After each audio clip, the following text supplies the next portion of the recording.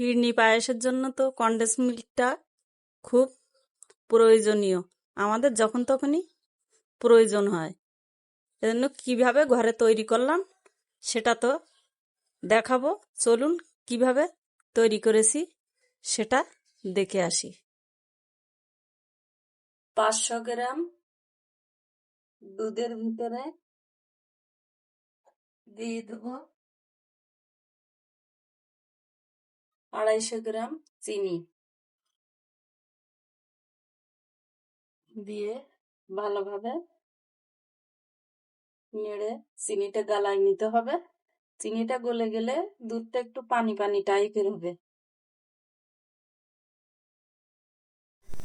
জাল দিতে দিতে ঘন হয়ে আসবে, দেখুন অনেকটা ঘন হয়ে আসছে। আধা চামচ খাওয়ার সোডা দিয়ে দিলাম। এখন ভালো করে মিশিয়ে নেব। এখন কনডেন্স মিল্ক আপনারা ঘরেই তৈরি করুন,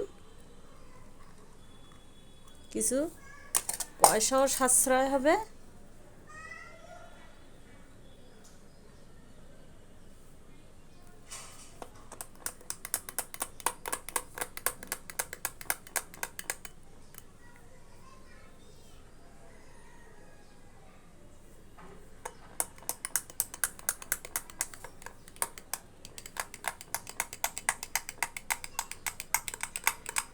আজ এ পর্যন্তই।